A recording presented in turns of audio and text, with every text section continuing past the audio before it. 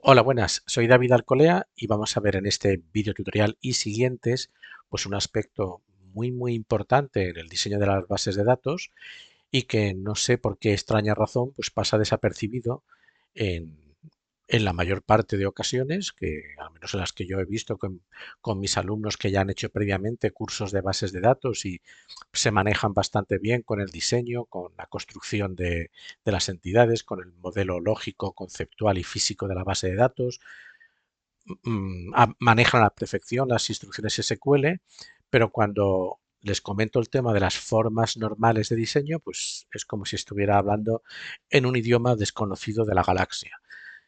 Y es algo súper importante y que muchas veces pues no tiene digamos, no se le da la importancia que realmente tiene.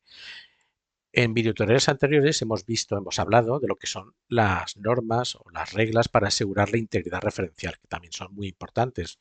Recordad, si tenemos un usuario que tiene pedidos y queremos borrar ese usuario, ¿qué hacemos si tiene pedidos? Impedimos el borrado, borramos el usuario y todos los pedidos, borramos el usuario pero no borramos los pedidos, pues esas decisiones las tenemos que tomar en tiempo de diseño para utilizar una regla de integridad referencial u otra.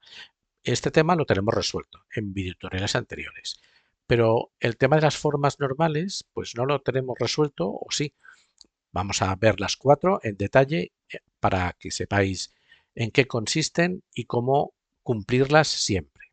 Vamos a empezar por la primera forma normal, bueno, las cuatro formas normales pues se diseñaron, las diseñó Code en la década de los 60, juntamente cuando se creó la teoría la relacional y se creó el lenguaje SQL. Y la primera forma normal pues dice más o menos lo siguiente.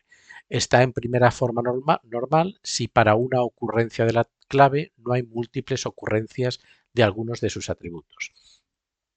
¿A qué se refiere?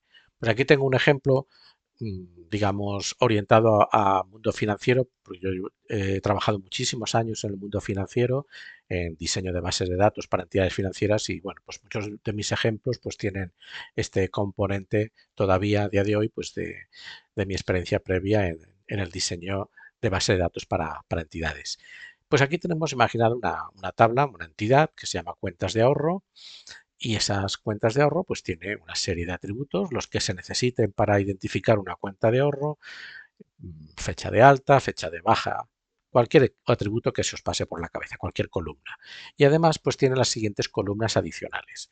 Saldo de enero, saldo de febrero, saldo marzo, saldo de abril y así hasta que lleguemos hasta diciembre. Pues bueno, a esto se refiere la primera forma normal. No la cumple porque para una ocurrencia de la clave, que sería el número de cuenta, hay múltiples ocurrencias de alguno de sus atributos. Concretamente, en ese alguno de sus atributos es el atributo, la columna saldo. Lo vemos mejor aquí en esta parte de aquí arriba. Esta es nuestra tabla de cuentas. Recordad que la tabla de cuentas o cualquier tabla tiene una clave primaria y en el proceso de identificación de aquellos atributos o columnas que podrían ser clave primaria, que finalmente no lo eran, no lo van a ser porque vamos a crear una clave primaria autoincrementada. Recordad que esas columnas que podrían ser clave primaria les llamamos claves candidatas. Pues bueno, pues en esta tabla de cuentas realmente no hay ninguna columna por sí sola que podría ser clave primaria. Hombre, quizá el número de cuenta. Pero a lo mejor el número de cuenta se repite en función de la oficina. Igual la oficina, si tenemos muchas oficinas, pues igual el número de cuentas se puede repetir por oficina. No es lo habitual, ya os lo digo yo, pero podría ser. Digamos que en este caso, ¿cuál sería una clave que podría utilizarse como primaria?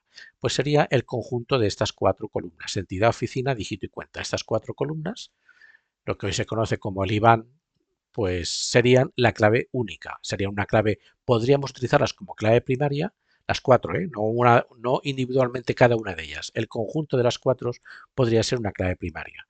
¿Por qué no lo es? Porque la clave primaria será el número incremental. Pero podríamos decir, a efectos de aplicar las formas normales de diseño, que la clave de la tabla serían estas cuatro.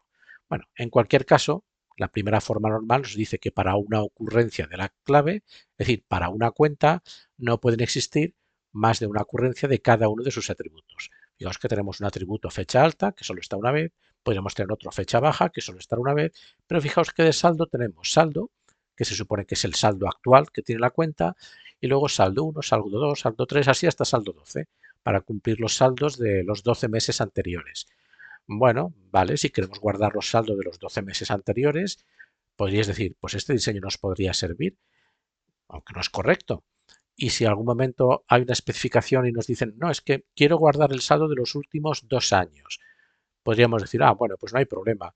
Añadimos 12 columnas más a la tabla y solucionado el problema. Ya veis que eso no funciona así, porque para guardar más información tenemos que modificar la estructura de la tabla para añadir 12 columnas nuevas, pues obviamente esto no es muy operativo.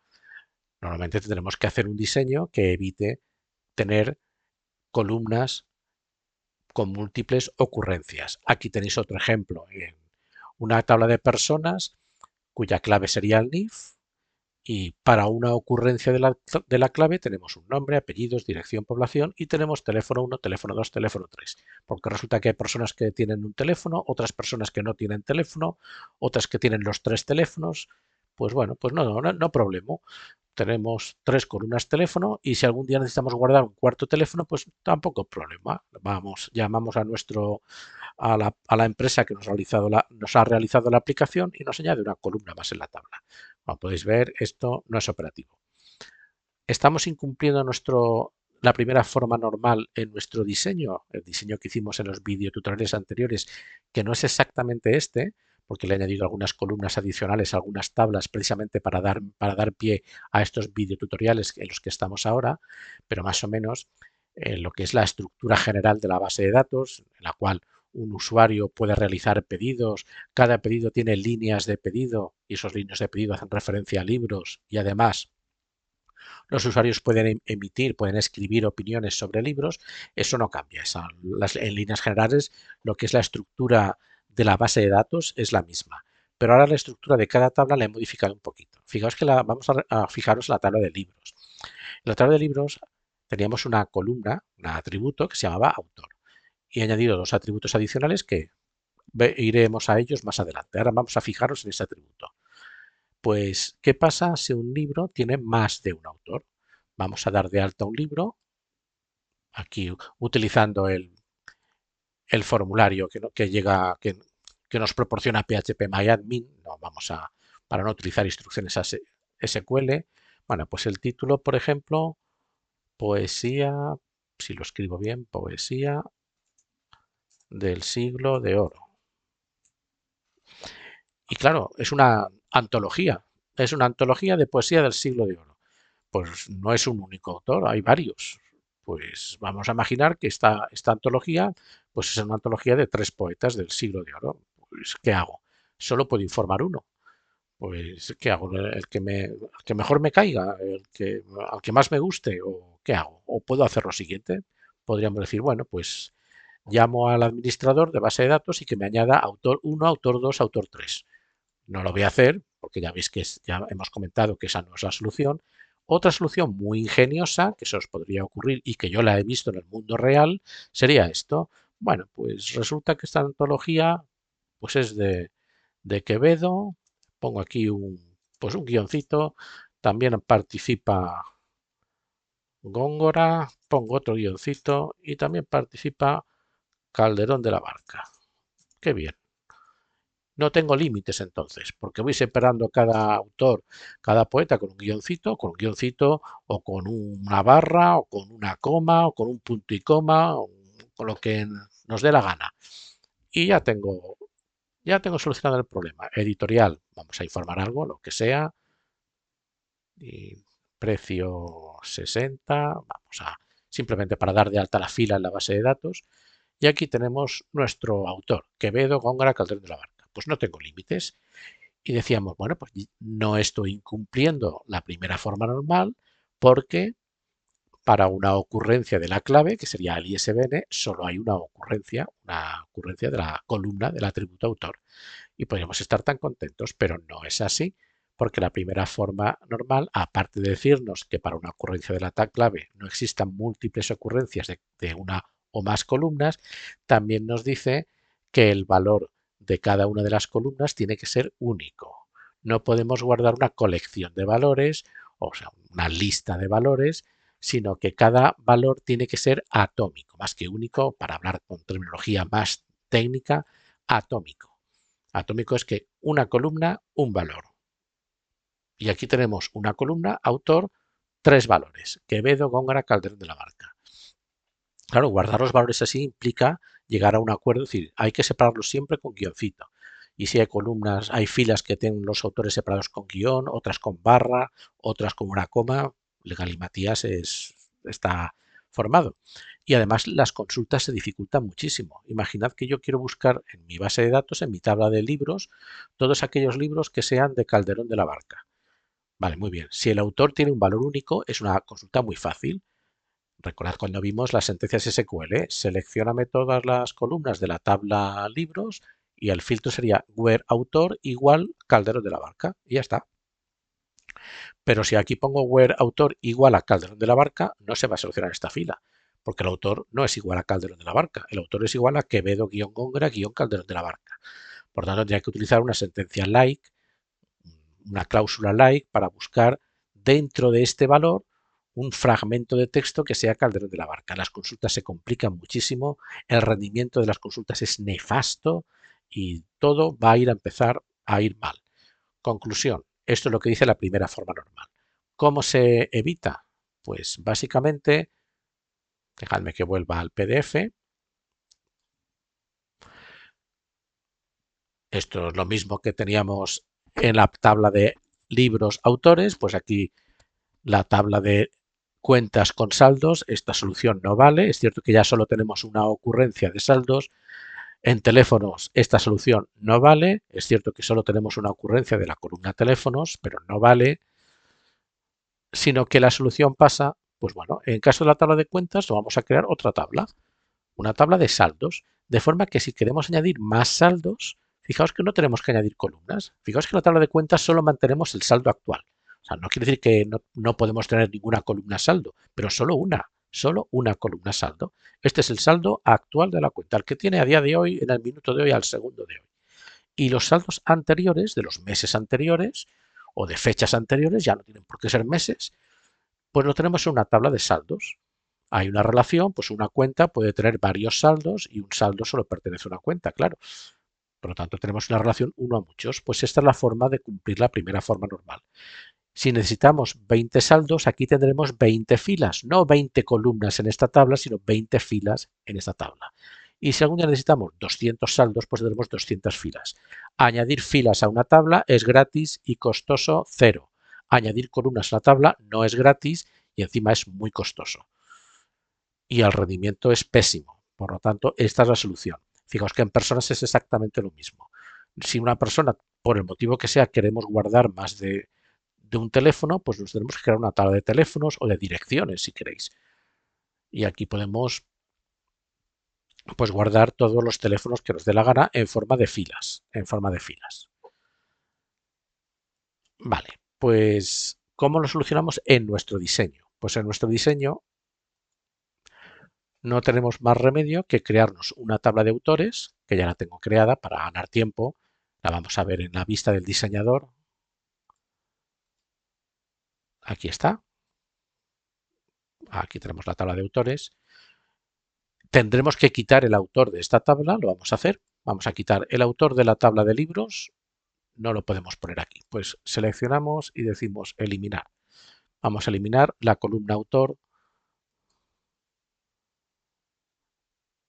Voy a eliminar también la fila, porque ahora la fila se queda sin autor y va a quedar un poquito así como... Y me vuelvo a la vista del diseñador. Bueno, y vamos a ver nuestra tabla de autores. Aquí ya puedo poner todos los autores que quiera para un libro. Ahora tenemos que ver qué relación hay entre estas dos tablas. Bueno, pues la relación es claramente un muchos a muchos, porque de hecho nos hemos dado cuenta de que podríamos incumplir la primera forma normal en cuanto se nos ha planteado la posibilidad de que un libro tenga más de un autor. Y entonces no podemos añadir columnas autor 1, autor 2, ni tampoco podemos añadir un valor no atómico en la columna autor. Por lo tanto, un libro puede ser escrito por muchos autores y un autor puede escribir muchos libros. Conclusión, que tenemos que crearnos una nueva tabla que le voy a llamar libros autores con su correspondiente ID de libro y me parece que era un unsigned. Recordad que para relacionar tablas las claves primarias y foránea tienen que tener la misma estructura. Y quiero recordar que la clave primaria de libros y autores es un unsigned. Por tanto, y aquí sería i de autor,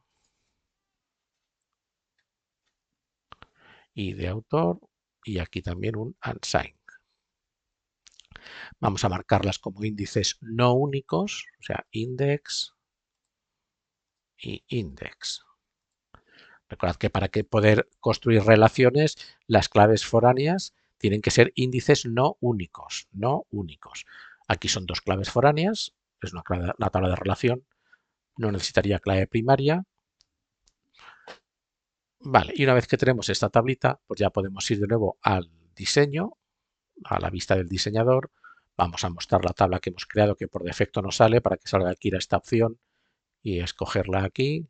Ya la tenemos ahí. Vale. Y ahora lo que vamos a hacer, vamos a poner por aquí y vamos a crear las relaciones. Pues un libro con libro. Vamos a poner restrict y restrict para no pensar demasiado. Vale, se ha vuelto a ir la tabla, no sé por qué. Ahí está. ¿Y la relación está creada? Sí, está creada. Ahí. Y ahora vamos a crear la otra relación entre autor y la tabla de relación. También restrict, restrict, para ir más rápido.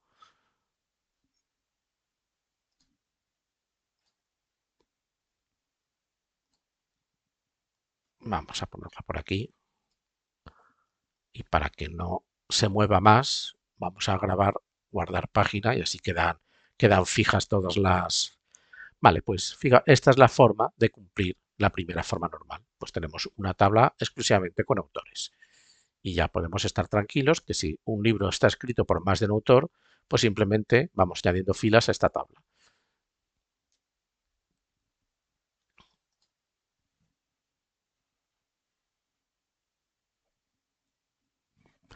Vale, pues vamos a ver un pequeño detalle más consideraciones que tenemos que cumplir para estar en primera forma normal. Pues bueno, todos los atributos son atómicos, ya hemos dicho, el campo teléfono no podemos poner varios teléfonos, en el campo autor, en la propiedad de la columna autor, varios autores. La tabla siempre tiene que tener una clave primaria única, un NIF o un número incremental o el ISBN del libro. Una clave primaria no puede contener nunca valores nulos, o sea que si utilizamos el NIF como clave primaria, el NIF no puede contener valores nulos, es cierto. Si una entidad de usuarios, el email, por ejemplo, lo podríamos utilizar el email como clave primaria en caso de que no quisiéramos utilizar el número autoincremental, pues depende, porque si el email pueden haber usuarios que no tengan email, pues no puede ser el email, porque el email, esos usuarios que no tengan email tendrán el valor nulo en la columna email. No se puede utilizar como clave primaria. Y no debe existir variación en el número de columnas. Si algunas filas tienen 8 columnas y otras 3, pues lo que comentábamos antes, hay filas que tienen informado saldo 1, saldo 2, saldo 3 y otras filas tienen saldo 1, saldo 2, saldo 3, saldo 4, saldo 5, saldo 6, pues no estamos en primera forma normal. Y aquí os comento porque a veces el de que todos los atributos son atómicos, es decir, que un atributo solo contenga un único valor, eso es relativo, porque también hay un concepto que lo iremos viendo a lo largo de estos videotutoriales de formas normales, que se llama la desnormalización. Y desnormalizar no es más que decir, bueno, en algunas circunstancias me voy a permitir el lujo de que una columna tenga más de un valor. ¿Cuándo una columna tendría más un valor? Por ejemplo, una columna muy típica es la columna dirección. Si tenemos que guardar una dirección, seguramente pondríamos en una sola columna. Depende también de la aplicación. Por ejemplo, si es una aplicación para la agencia tributaria, pues seguro que las tablas, las entidades donde se guarda la dirección del contribuyente, tienen una columna que se llama tipo de vía, otra vía que sería calle, bueno, el tipo de vía sería calle, avenida, pasaje, plaza, plazuela, lo que sea. Luego una columna vía, pues Gran Vía, el nombre de la calle, luego una columna número, luego una columna complemento de número, luego otra que sea puerta, piso, un montón de columnas para poder identificar un domicilio. Pero eso son necesidades exclusivas de la agencia tributaria o de otros organismos. Si nosotros tenemos una tiendita online y queremos guardar la dirección de los posibles clientes, pues podríamos tener una columna que sea dirección, y en esa columna dirección guardar, por ejemplo, Gran Vía 225, sexto primera. Claro, son varios datos. Uno es el nombre de la calle, otro el número, otro el piso y otro la puerta. Pero en ese caso es conveniente desnormalizar. Podríamos permitirnos guardar esos datos, pero fijaos que son datos que están relacionados. No es más que la dirección. Simplemente que en vez de utilizar columnas distintas, hemos utilizado una sola por temas de rendimiento. Obviamente el distrito postal y la población serían columnas distintas, pero ya hablaremos sobre esto también un poquito más adelante. Vale, pues esto es la primera forma normal. Estoy viendo que la siguiente ya es la segunda forma normal. Pues hemos conseguido que en nuestra aplicación de libros hemos adaptado la tabla libros que no cumplía la primera forma normal en cuanto nos hemos dado cuenta que un libro podía tener más de un autor y ahora ya no tenemos ese problema. Ya un libro puede tener todos los autores que quiera. Pues este vídeo lo finalizamos aquí porque quiero que sean muy cortitos y el siguiente vídeo será la segunda forma normal, que utilizaremos el mismo ejemplo. O sea, iremos adaptando esta base de datos para que incumple las 4 formas normales a propósito, en alguna, no siempre en la tabla libros, en alguna otra incumple las 4 y así iremos adaptándola para que las cumpla todas. Pues nos vemos en el siguiente video tutorial.